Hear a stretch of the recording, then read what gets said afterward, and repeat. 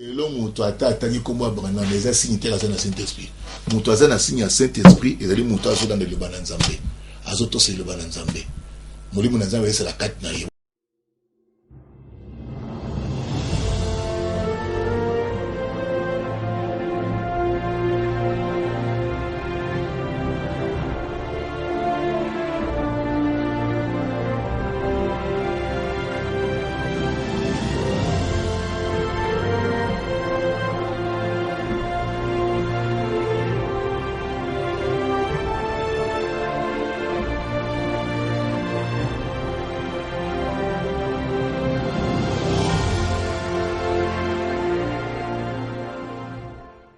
Bonsoir mesdames, bonsoir messieurs, soyez les bienvenus à ce nouveau numéro de votre magazine Dimension Prophétique. À la suite de vos nombreuses réactions, par vos appels et vos messages, ce soir encore une fois, nous allons revenir à notre sujet, le prophète Branham et la Bible. Pourquoi? Parce que comme vous le savez, très chers téléspectateurs, nous vivons dans un contexte où les fausses doctrines et les hérésies fusent de partout. Pour égarer les âmes, Satan ne manque pas d'argent pour répandre toutes sortes d'erreurs et de doctrines pernicieuses. La parole de Dieu peut-elle faire l'objet d'une interprétation particulière? Le message divin est-il bien placé par nos prédicateurs? Et les saintes écritures ne sont-elles pas abusivement disloquées à nos jours? Réponse dans cette émission qui reçoit pour vous le serviteur de Dieu, le révérend pasteur Yves Kalombo. Le pasteur Yves Kalombo, qui est le responsable de l'Assemblée chrétienne Logos Tabernacle, situé au numéro 9 de l'avenue Kimpo, quartier Manenga, dans la commune d'Engaliema. Nous sommes là à Binza, Ozone. Révérend pasteur, bonsoir. Bonsoir. Nous sommes très heureux de vous avoir sur le plateau des Dimensions Prophétiques. Merci. Merci pasteur, je reviens à vous. Le temps pour moi de signaler à nos très chers téléspectateurs que je ne suis pas seul dans cette émission. Je serai accompagné de mon très cher confrère Kabadika Divin Patrick qui sera avec nous pour les éclaircissements et des questions pour votre information avec le révérend pasteur. Bonsoir Divin Patrick. Bonsoir Prince. Pasteur, juste à titre de rappel, révérend pasteur, quelle a été votre motivation en éditant ce titre, le prophète Branham et la Bible, plutôt que d'écrire d'autres prédications qui pouvaient édifier l'Église? Donc, comme je disais la fois passée, la Bible, c'est la parole de Dieu. Le message chrétien se trouve dans la Bible. Comme nous avons dit que Frère Branham, il est à la base d'un mouvement de réveil qui a commencé depuis les États-Unis et qui a atteint notre pays. Et que, avec lui, sont nées plusieurs églises, plusieurs assemblées qui sont appelées communément les assemblées du message.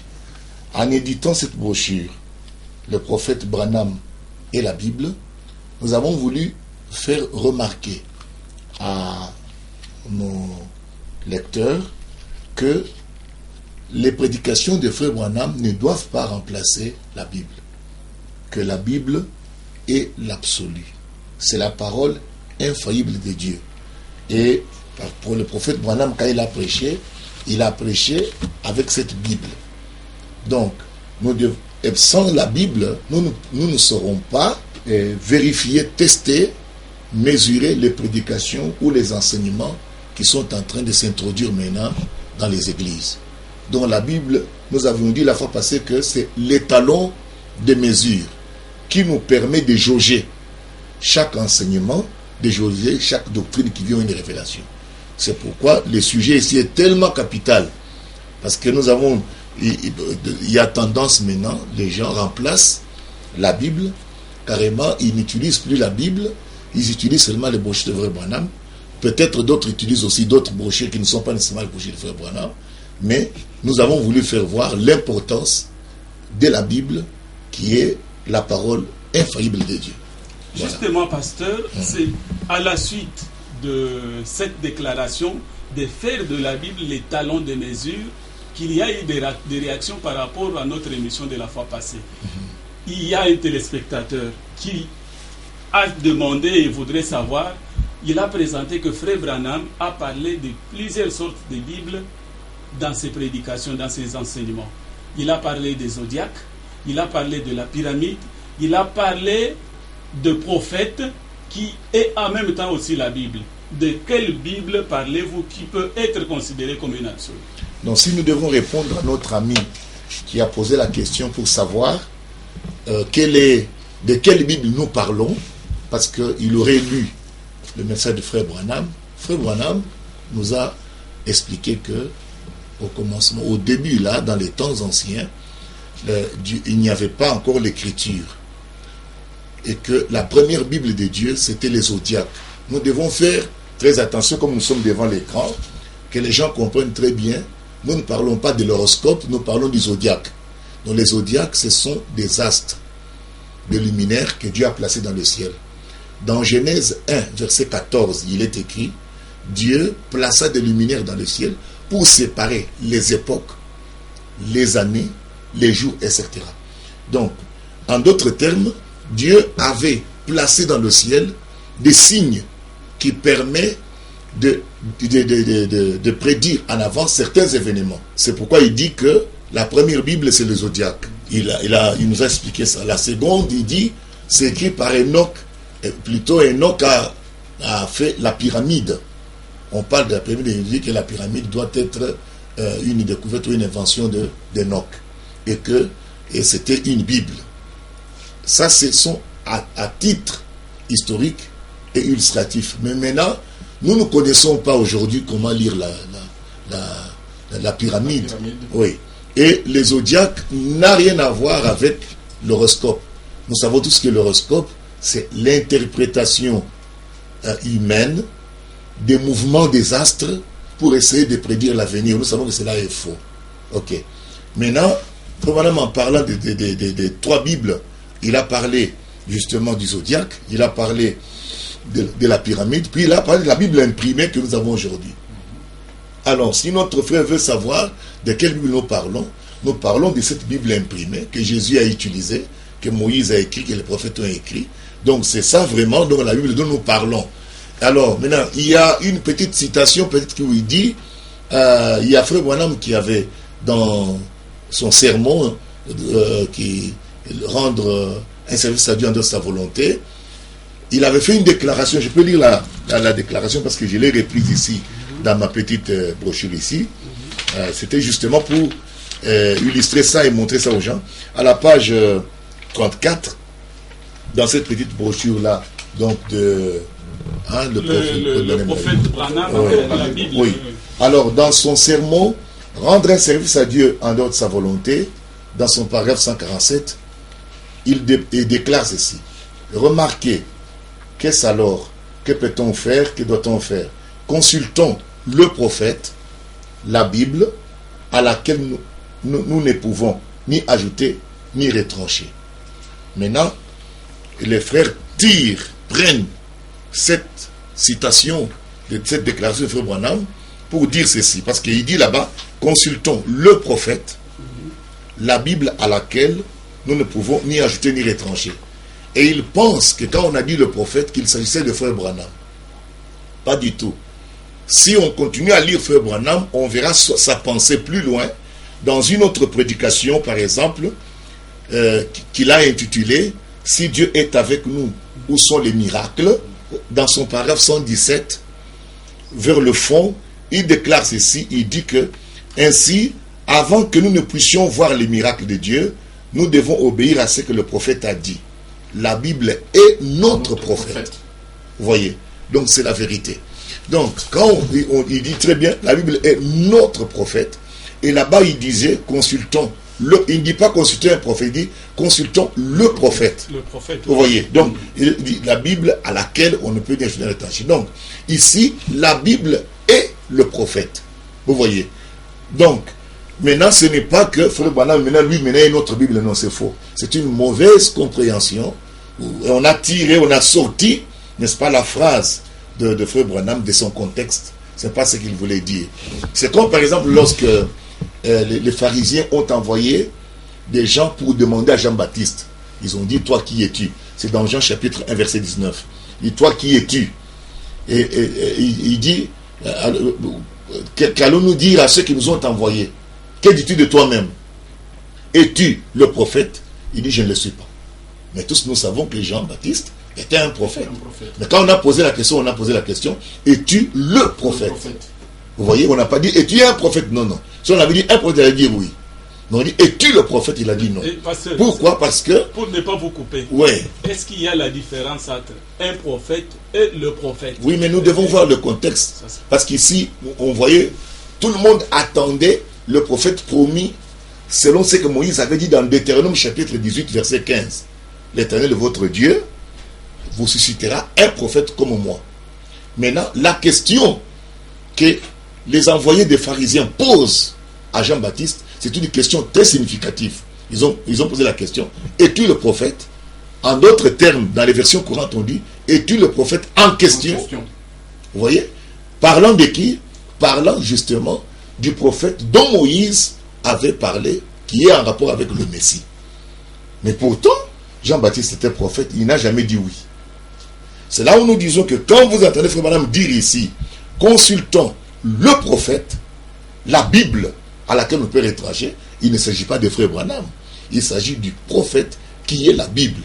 Parce que le vrai prophète, c'est Dieu lui-même. Il est le prophète qui était dans Joseph, il est le prophète qui était dans Moïse, il est le prophète qui était dans Isaïe, il est le prophète, vous voyez. Et puis, nous dirons que la Bible elle-même, c'est l'ensemble des prophètes, vous voyez. Donc, ainsi, la Bible, pour répondre à notre bien-aimé qui nous a suivis, donc c'est-à-dire que la Bible dont nous parlons, il s'agit de cette Bible imprimée. Moïse en a écrit les 5 premiers livres, parce que Dieu parle de cela. Quand nous lisons dans Deutéronome au chapitre 31, il est dit que quand tu auras fini d'écrire le livre du témoignage, de la loi, mets-les dans l'arche. Et nous constatons que ce livre qu'il avait écrit, c'est ce qu'on appelle le Pentateuque, qui a 5 livres, Genèse, Exode, Lévitique, Nombre et puis Deutéronome. Ensuite, vous avez les prophètes et puis les psaumes. Et quand Jésus vient, on lui pose la question, il rencontre les 2 disciples qui étaient sur le chemin d'Emmaüs. Il leur pose des questions à propos de ce qui est arrivé. Ils ont dit, mais tu es celui qui n'a pas su ce qui s'est passé, etc. Alors la Bible dit que commençant par la loi, les prophètes et les psaumes, il leur expliqua ce qui concernait le Christ. C'est-à-dire que Jésus lisait les Écritures que nous avons. Il avait la loi, qui sont les 5 premiers livres là, et puis il y avait les prophètes, c'est-à-dire parlant de Samuel, Ésaïe qui ont déjà prophétisé, etc. Et puis il parle de psaumes, parce que le psaume parle de Christ. Donc c'est ça, c'était le canon des Écritures qu'ils avaient en ce temps-là. Et même quand il est entré à Jérusalem, plutôt il est arrivé à Nazareth pour la première fois, on lui a remis le rouleau du livre d'Ésaïe. Et il a ouvert l'endroit, il était écrit, l'Esprit du Seigneur est sur moi. Et puis il a dit, il ne sera exclu de cette loi aucun iota. Donc parlant de cette Bible dont nous parlons ici. Donc il ne s'agit pas donc du zodiaque, il ne s'agit pas de la pyramide. Aujourd'hui, personne ne peut aller interpréter pour nous la pyramide, mais il s'agit de cette Bible que nous avons en main, qui est la Bible imprimée. Pasteur, un autre téléspectateur nous a suivis de Brazzaville. Vous êtes nombreux à nous suivre à partir de Brazzaville. Nous vous saluons. Lui donne sa satisfaction. Nous aimerions que vous puissiez commenter ce qu'il a dit. Il dit effectivement ceci. Oui. Comment pourrions-nous convaincre les incroyants sans la Bible? Votre commentaire. Non, il a dit la chose juste, parce que la Bible sera la référence.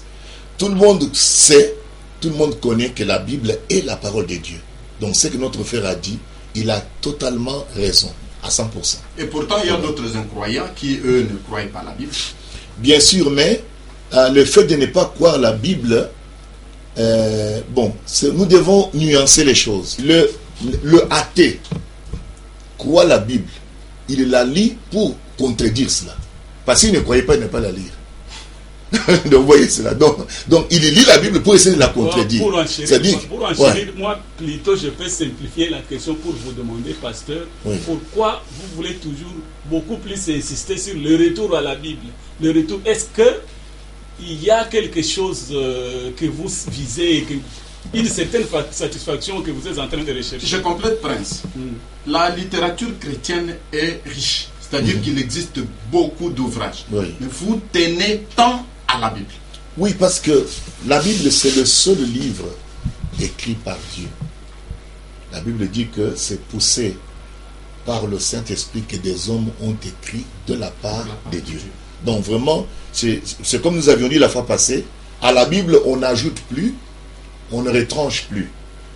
Donc, aujourd'hui, nous n'écrivons plus la Bible. La Bible, c'est la révélation complète de Jésus-Christ. Maintenant, pour revenir à la question de notre frère quand il demandait pourquoi nous tenons tant à la Bible. La première chose, nous regardons dans la Bible, nous voyons les avertissements qu'on nous a donnés par les apôtres.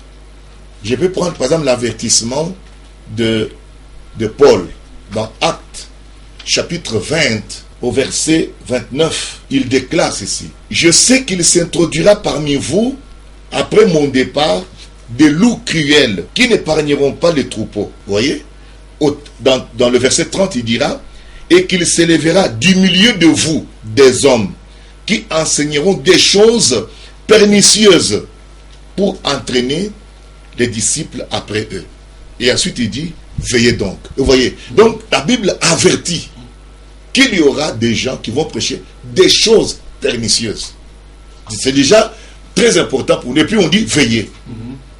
Ensuite, plus loin encore, nous remarquons, ce n'est pas le seul passage.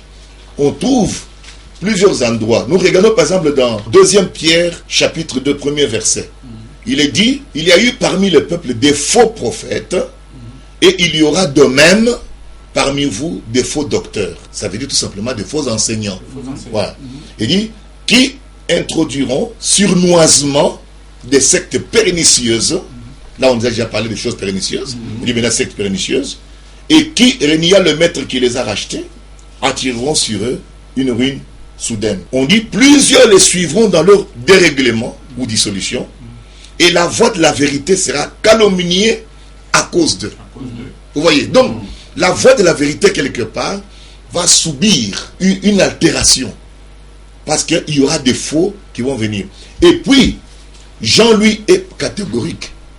Dans 1 Jean 4 verset 1er, il dit: bien-aimés, n'ajoutez pas foi à tout esprit, mais éprouvez les esprits pour savoir s'ils sont de Dieu, car plusieurs faux prophètes sont déjà venus dans le monde.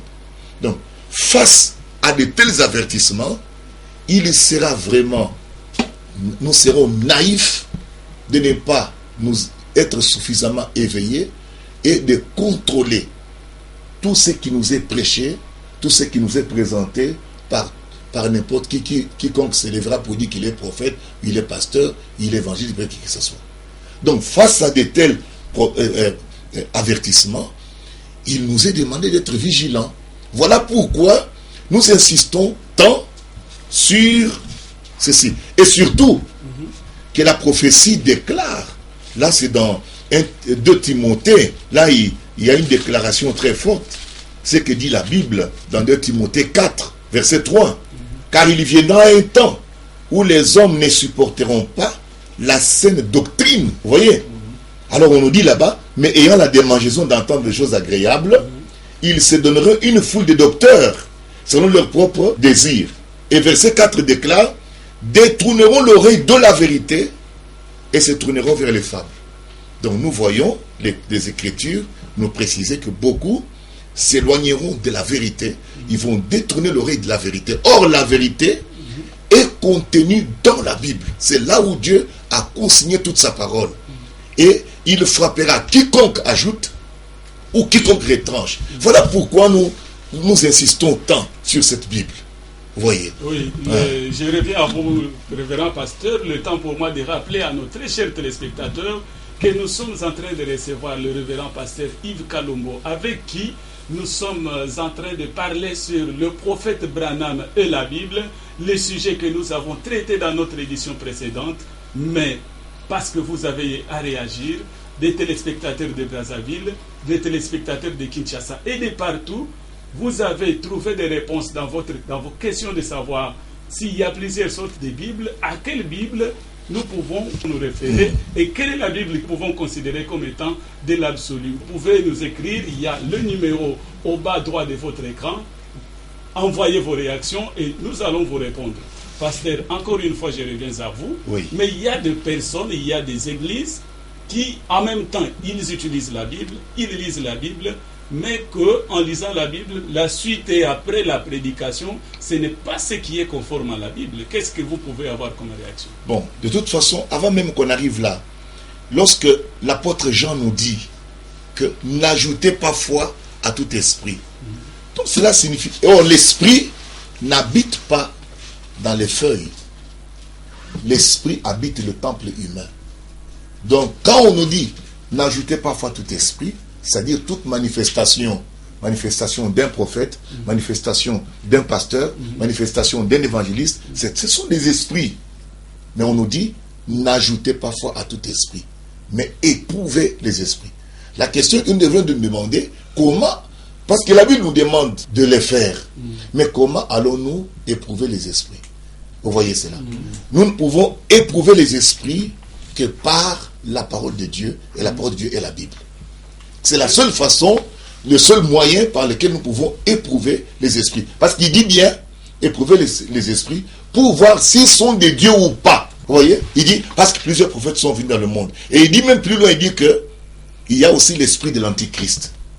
Donc, nous n'allons pas embrasser tout esprit comme nous voulons, non. Nous devons maintenant être prudents nous-mêmes, dans ce sens que, comment nous allons-nous éprouver? On va l'éprouver par la parole. Mais comment allons-nous prouver cela? Bien sûr, par la parole, la Bible. Sur quel principe? Nous partons du principe que Dieu, aujourd'hui, n'écrit plus la Bible. Donc Dieu a déjà achevé sa révélation. Elle est contenue dans les Écritures. Ça, c'est le premier principe.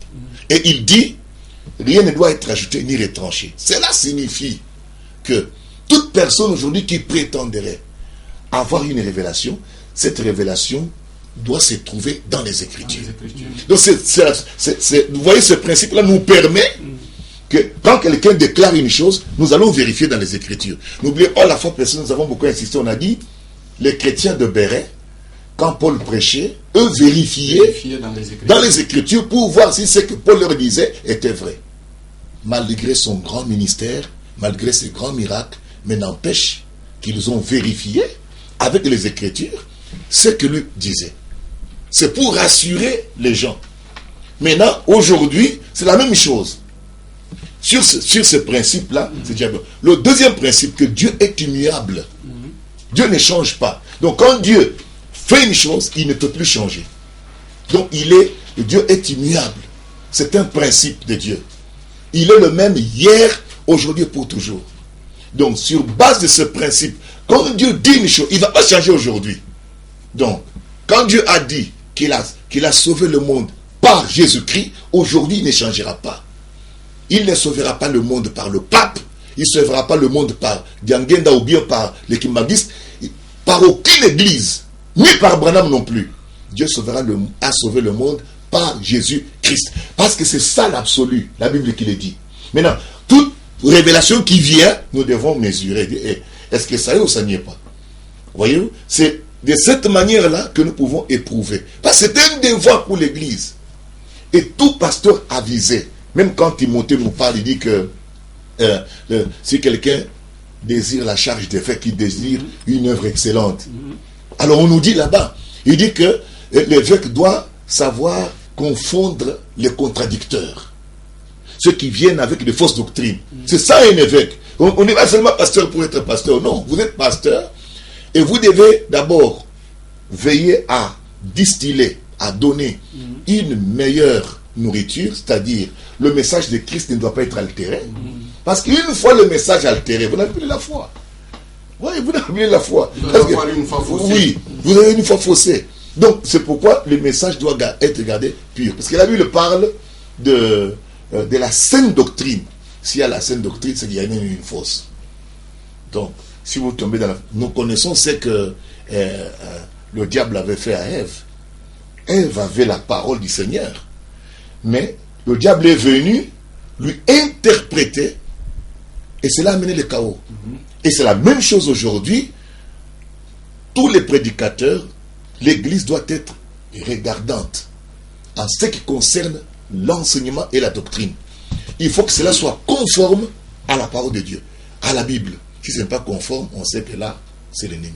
Pasteur, votre surestimation de votre position en tant que serviteur ou enfant de Dieu vous amène à privatiser Dieu, si je peux utiliser ces mots-là, et que vous voyez d'autres regroupements, d'autres confessions comme n'ayant pas Dieu, parce qu'ils n'utilisent pas la Bible, parce qu'ils, même quand bien ils utilisent la Bible, mais que le prédicateur, lorsqu'il dit quelque chose, la parole soit une opinion, l'opinion d'un prédicateur peut avoir de la portée, peut-être que ça ne se trouve pas dans la Bible. Vous rejetez tout en bloc, c'est ce qui amène que vous avez parce que ici nous sommes en face de la parole confirmée. Cette parole a été... Les gens que nous trouvons dans la Bible ici sont des gens qui ont marché avec Dieu. Et Dieu a confirmé. C'est pourquoi c'est une parole confirmée, scellée. Dieu l'a confirmée et Dieu l'a prouvé. Et puis, je crois que peut-être pour ne pas trop m'éloigner de la question d'un autre sujet, j'aimerais dire une chose. Tout le monde sait que le Dieu véritable, c'est le Dieu de cette Bible. Tout le monde sait ça. Même les païens le savent. C'est le Dieu de cette Bible ici. C'est ça le problème qui est là-bas. Donc, nous devons faire attention.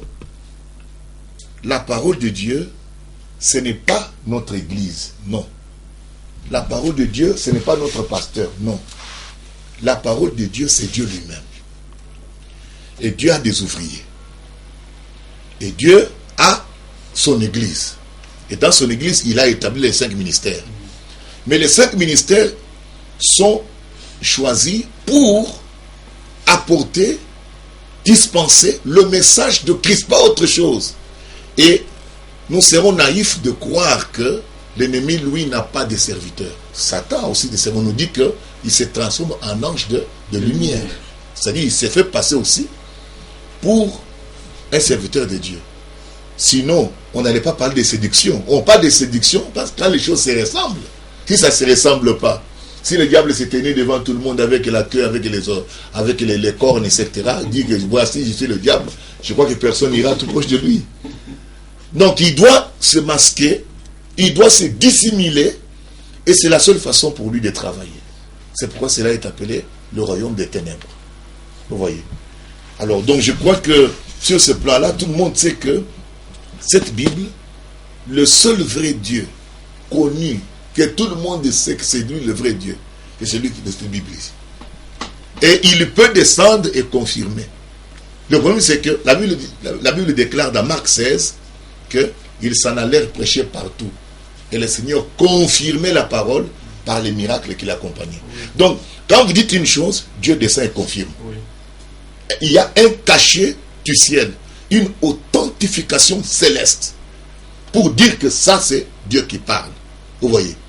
Quand on a vu Pierre et Jean à Jérusalem, les jours où l'église était en feu à Pentecôte, là, si on les a respectés, ce n'est pas parce qu'ils avaient étudié. Non. On dit que c'était des gens simples du peuple.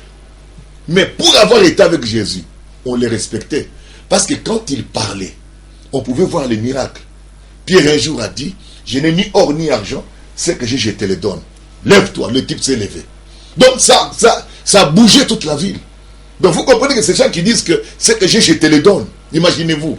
Donc ils avaient quelque chose. Donc nous pouvons dire que réellement le Dieu véritable, c'est le Dieu de cette Bible. Et puis cette Bible ici, on a voulu la faire disparaître. Il y a eu des rois, il y a eu des empereurs, il y a eu des gens qui ont voulu brûler la Bible et la faire disparaître. La Bible vit encore jusqu'à aujourd'hui. Oui. C'est le plus vieux livre de tous les livres. Oui, à l'intention de nos téléspectateurs qui sont en train de nous suivre, vous êtes bel et bien en train de suivre Dimension prophétique, votre émission, avec le révérend pasteur. Si vous avez des questions, vous avez des observations à mettre à l'intention de cette émission, n'hésitez pas, écrivez sur le numéro qui est affiché sur votre écran. Alors vous allez trouver des réponses. En bref, pasteur, quel est le lien d'après vous où quelqu'un peut faire reposer sa foi?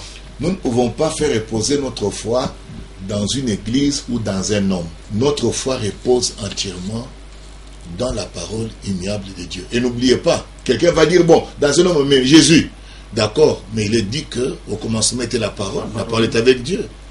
Et la parole a été faite chair. Christ est la parole faite chair. Donc la foi doit trouver son lieu de repos dans la parole immuable de Dieu. Pourquoi cela? C'est parce qu'il n'y a qu'une seule personne qui est infaillible. C'est Dieu. Il est omnipotent, omniscient, omniprésent. Sa toute-puissance fait que sa parole fait loi. Donc la foi a besoin de quelque chose d'infaillible. Tu ne peux pas reposer. L'Écriture dit, celui qui met sa foi dans un homme, qu'il soit maudit. Si tu t'appuies sur un arbre tombera un jour. Vous voyez? Mais il n'y a qu'une seule personne qui peut garantir les choses, c'est Dieu. Il a le pouvoir de l'infaillibilité. C'est Dieu. Et la foi ne trouve son lieu de repos qu'en Dieu. Dans et Dieu est la parole.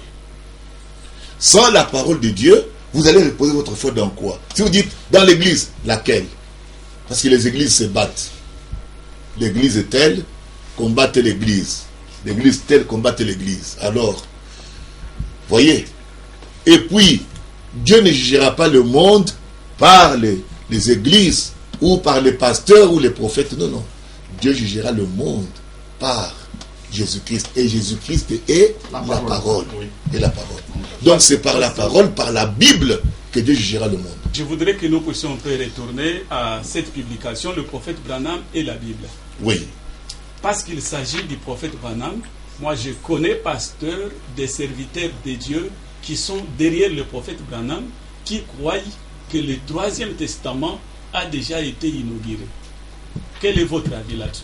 Non, c'est ce que nous avons dit.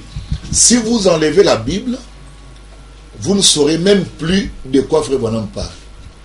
C'est-à-dire que vous allez vous égarer. Quand quelqu'un va interpréter, il va lire à sa manière, il va interpréter. Mais nous devons comprendre qu'il n'y a que deux testaments.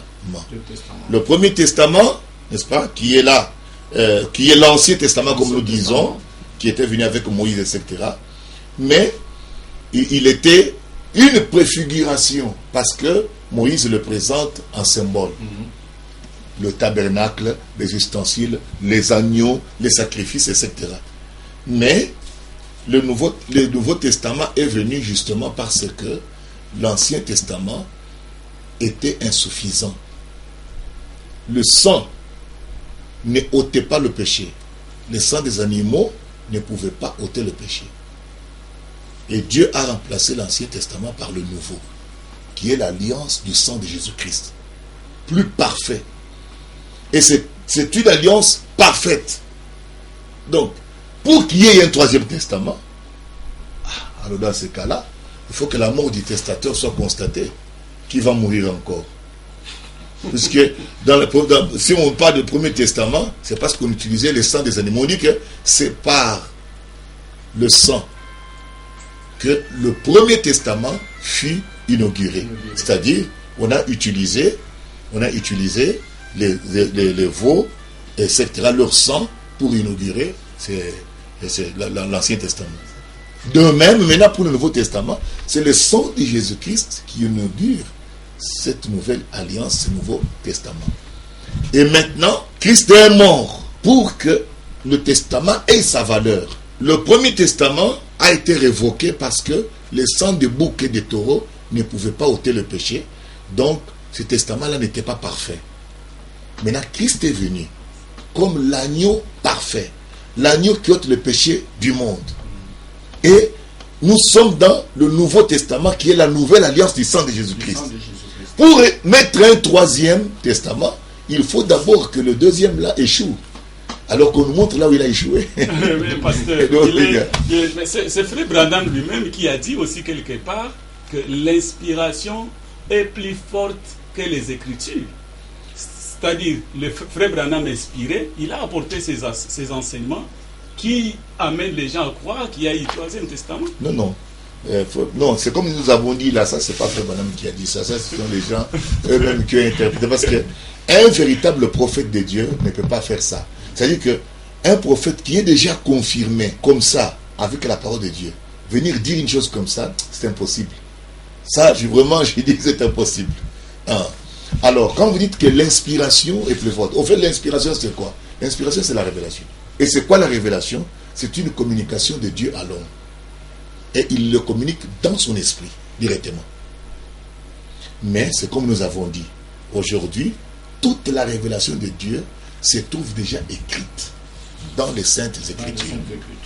Tel que, quand vous avez une révélation, vous l'amenez, nous vérifierons seulement dans les Écritures. Parce que plus rien ne doit être acheté ni retranché. Si vous avez un troisième testament, où est-ce que vous allez le placer? Il n'y en a que deux ici.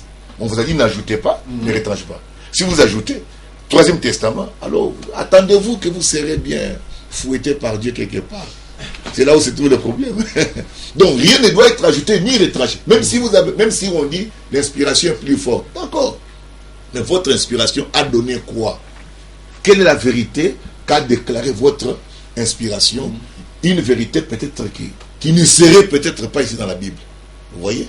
Donc ça ne tient pas la ligne. Bon, ça ne tient pas la ligne, le troisième testament. Oui.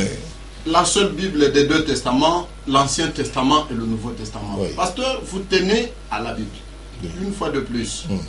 Et pourtant, comme vous l'avez en main, on trouve aussi pas mal d'autres gens qui l'ont, qui l'interprètent mal, qui l'enseignent mal, et pourtant ils l'ont entre leurs mains. Nous sommes curieux de savoir comment doit-on faire pour rendre fidèlement l'enseignement de la Bible et en faire un bon usage. Oui, pour faire un bon usage de la Bible dans l'enseignement, il y a 3 règles. Premièrement, vous ne devez pas mal interpréter la parole. La parole. Oui. Ça, c'est ce que dit Pierre. Il dit ceci. Il dit, aucune prophétie de la Bible ne doit être l'objet d'une interprétation particulière. Oui. C'est-à-dire que vous sortez cette écriture de son contexte. Oui. Et puis, vous dites que ça veut dire ceci. Non, on ne peut pas faire ça. Il faut que chaque écriture soit prise avec l'ensemble de ce que les autres écritures ont dit à ce sujet-là. C'est pourquoi on dit que ça ne peut pas être l'objet d'une interprétation particulière. Vous voyez. Donc, c'est déjà très très important. Donc, dans l'interprétation, on doit tenir compte, parce que le message de la Bible, c'est une unité. Tous ces prophètes-là ont parlé, il n'y a aucune contradiction là-dedans. Maintenant, la première chose, nous ne devons pas interpréter d'une façon isolée une écriture.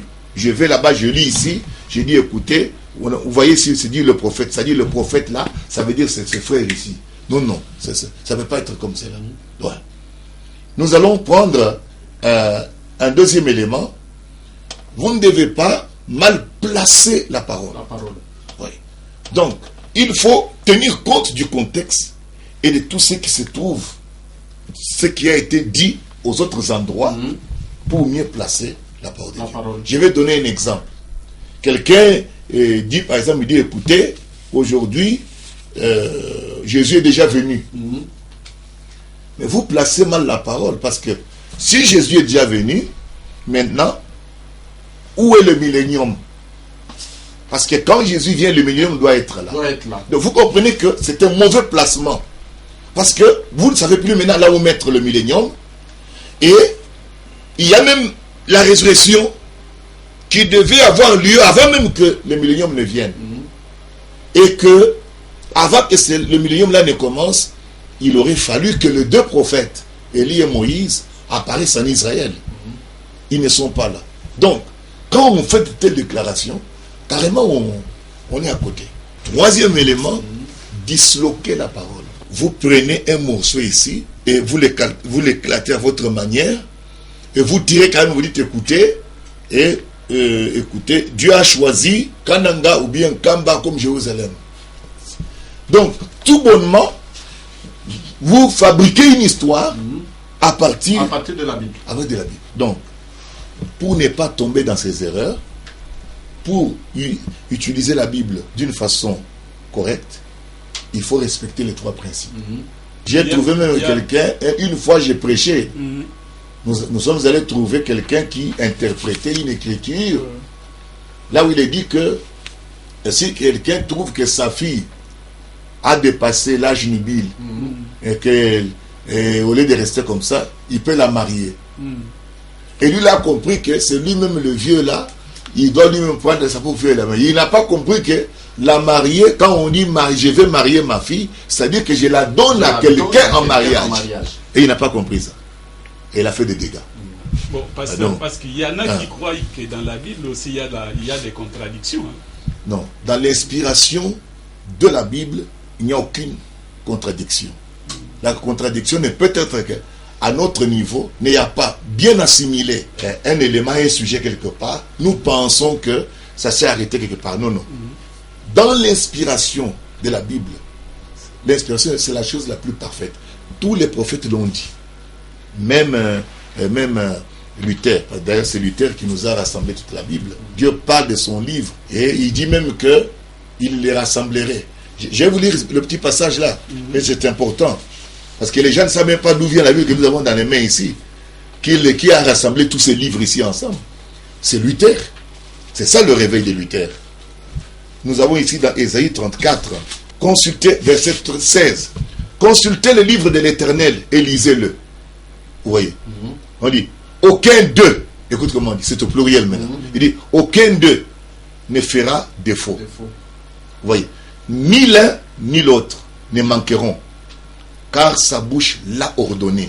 C'est son esprit qui les rassemblera. Et nous avons vu l'esprit de Dieu dans Luther. Il a rassemblé les livres. Il a pris les 5 premiers livres, le Pentateuque, Genèse, Exode, il les a mis à leur place. Après ça, il met le livre de Josué. Juste après ça, nous voyons le livre de Ruth. Et puis, il a mis chaque livre à sa place. Et puis, à la fin, il ajoute l'Apocalypse, qui montre vraiment que l'œuvre est achevée. Donc, on nous dit là-bas, c'était une prophétie, que l'Esprit de Dieu allait rassembler ces livres. D'ailleurs, la Bible, c'est le livre des livres. C'est-à-dire que là-dedans, il y a plusieurs livres dans un livre.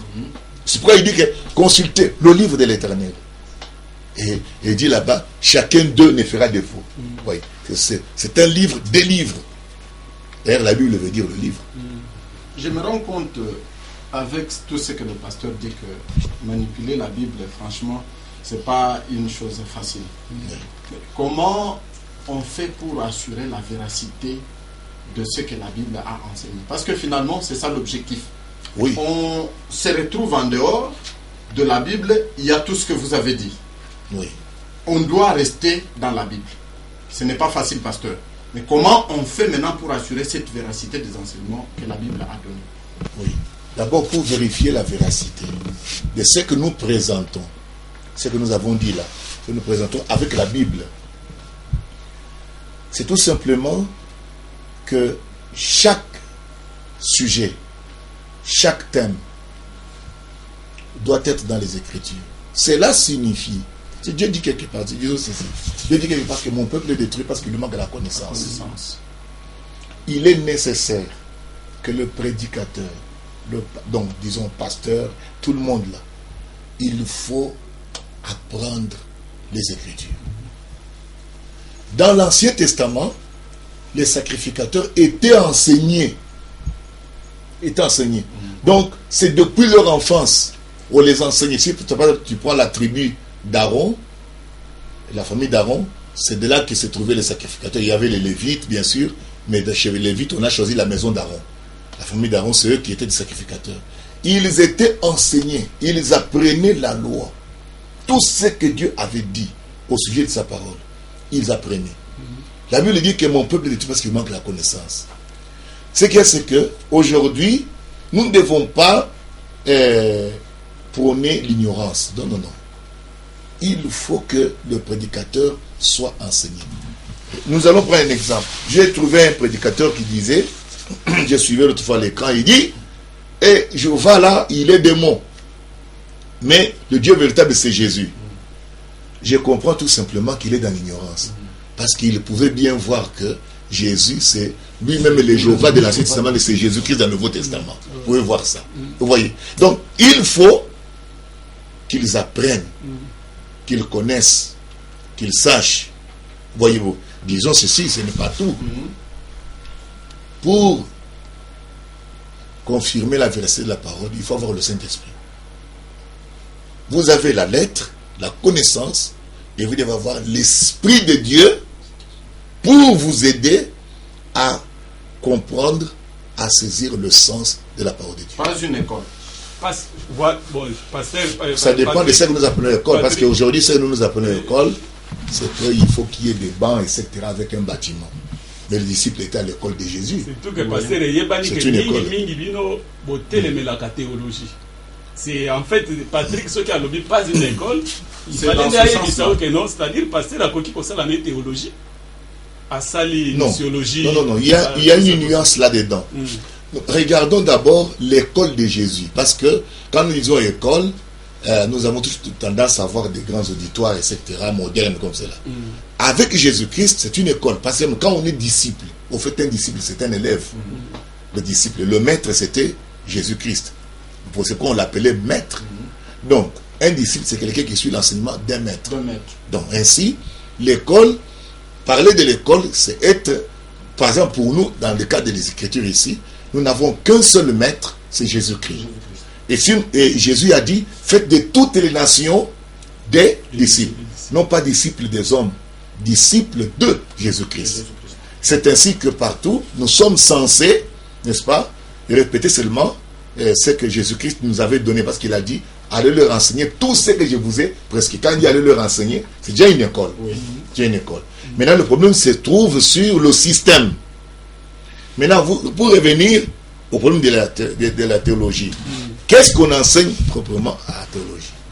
Vous voyez, nous devons savoir qu'est-ce qu'on enseigne réellement. On peut enseigner, peut-être, par exemple, les Écritures, etc., certaines doctrines, etc., mais cela n'est pas suffisant.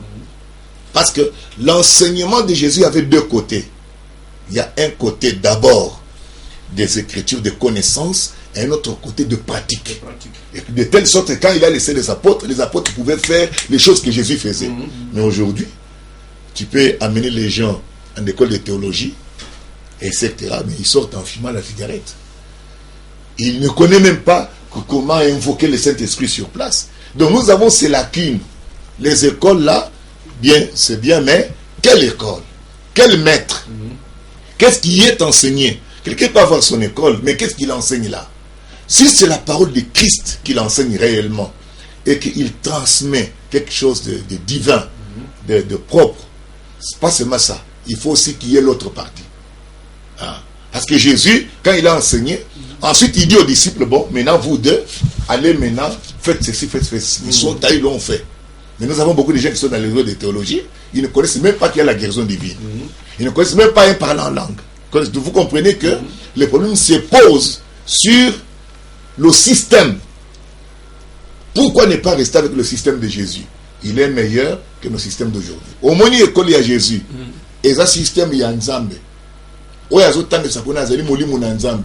Ye moko Yesu atondisa mina Saint-Esprit nda azotangisa. Siko théologie na biso école la bangwana. Oya azotangisa est-ce que ça molimo na Nzambe? Ayoko la bango philosophie ezani. Est-ce que ça molimo na Nzambe, ça molimo na Nzambe?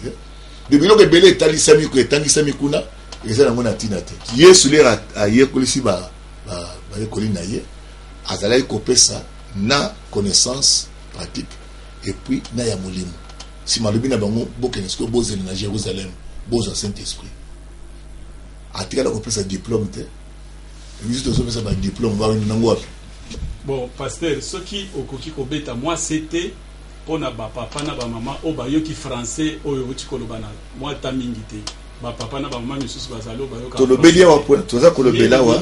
S'il vous plaît, mingi o la kisabiso conséquences ezanini soki parce que lobeli mingi retour na bi kozonga na biblia conséquences ezanini soki muto azongi na biblia te biblia to lo boy biblia ndezali ko batela biso poto pengwa na mateya ya mabe te liloba na Nzambe message na ye penza et s'il a déjà kokomama na kati na biblia oyo ozala mosakoli ozala pasteur ozala docteur ozala nani soko ye enseignement na yo malakisi na yo il faut kokana na oyo bible esili kotalisa biso soki malakisi na yo ezokokana na bible te makambo za koteya eza ya solo te bato bakondima ngo te balobi na biso ke tomeka milimo e lolenge kaka moko ya komeka milimo ezali komeka yango na iloba ya Nzambe so moto aye ke o Yesu atindi ngai o nzambe atindi ngai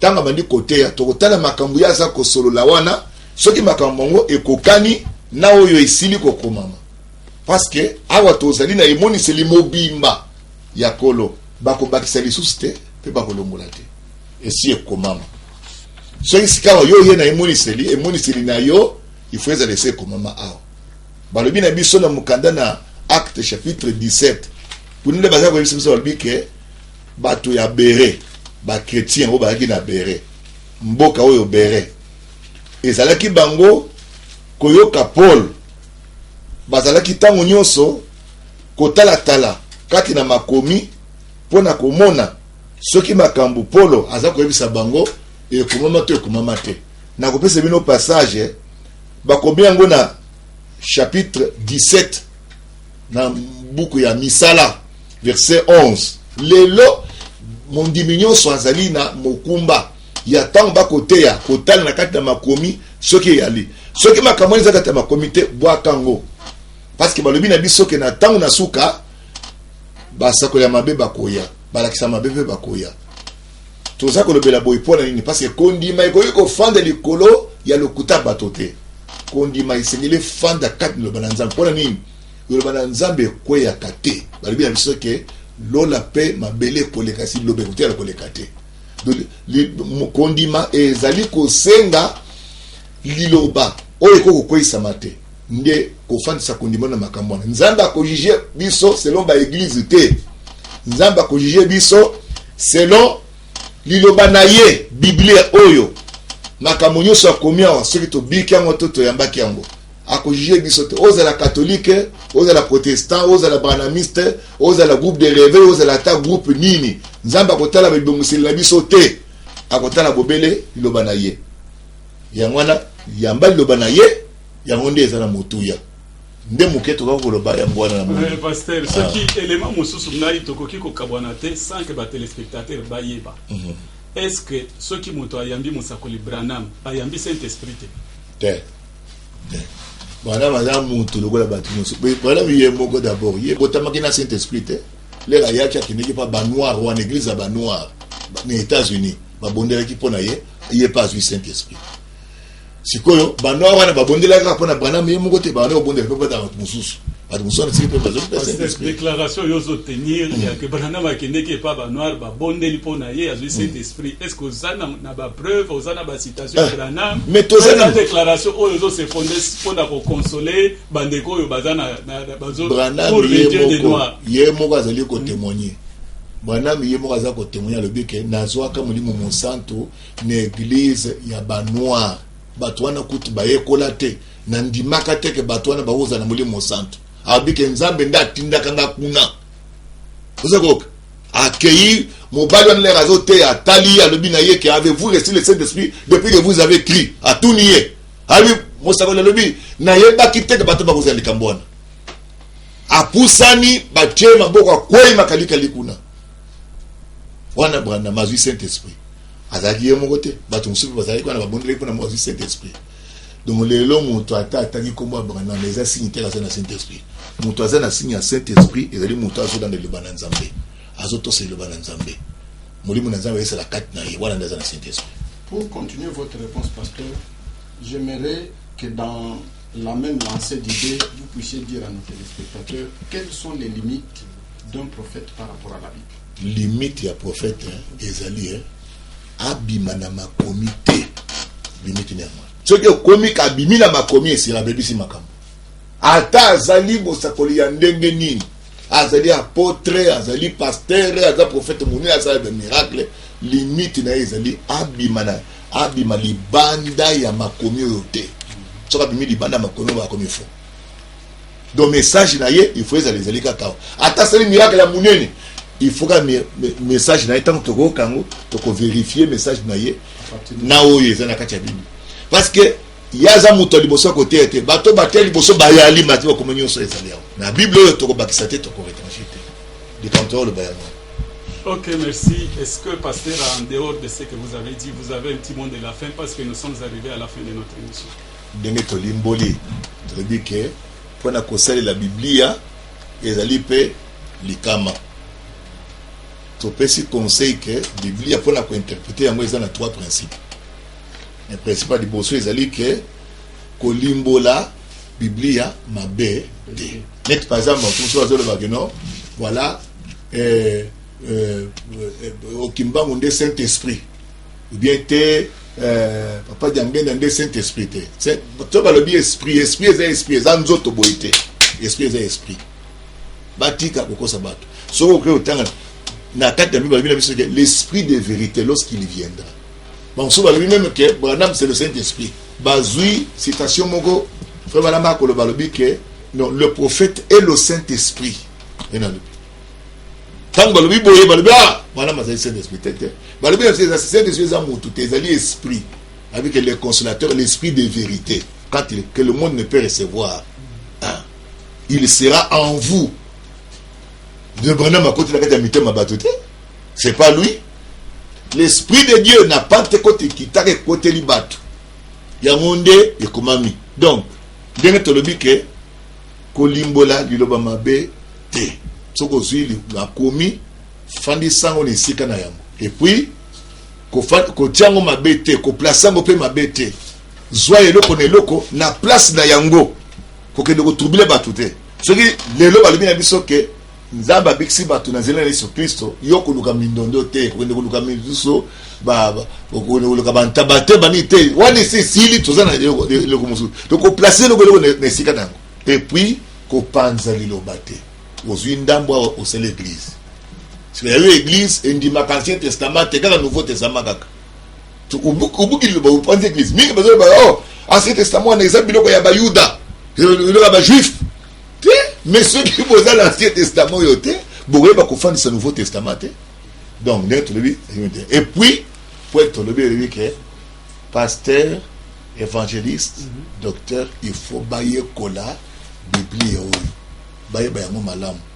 Et bailler kola yango, et pas ya mutu, oyo, Nzambe, alatisi na mulimo mo santo, pour na kola kisa. Jésus, les razak kola kisa wana, azali mo connaît Saint-Esprit. En réalité, esprit ezak kola kisa, bato eza ko enseigner bato ndenge moko pe lelo soki neti Paul wana azaki na Saint-Esprit na kati na ye alobi na biso ke makambo tosili koyamba esengeli topesa mpe na bamosusu mais kasi il faut pesa tango yo za na esprit ya Nzambe okupesa mo malamu donc yango trop merci pasteur pour avoir répondu à notre invitation. Le temps pour nous de signaler à nos téléspectateurs qui nous ont pris en cours que c'était le magazine Dimension Prophétique. Nous avions reçu le révérend pasteur Yves Kalombo de l'Assemblée chrétienne Logos Tabernacle qui est situé sur l'avenue Kimpu numéro 9 dans le quartier Maninga, commune de Ngaliema à Binza, Ozone. Nous sommes arrivés donc à la fin. Si vous avez aimé cette émission, dites merci à toute l'équipe de Logos Press. Nous remercions toutes les sœurs, les frères et sœurs de Logos Tabernacle. Prochainement, nous fixons rendez-vous sur la même chaîne. Saluons tous les chrétiens partout là où ils sont, le corps de Christ, que ce soit à Brazzaville, que ce soit n'importe où qui nous suivent en ce moment ici, que Dieu les bénisse, qu'ils sachent que Jésus-Christ est leur Seigneur et Sauveur, et que Jésus-Christ il n'y a personne qu'on peut comparer avec Jésus. Il est le seul, il est Seigneur, il est Dieu. Voilà. Au revoir, à la prochaine.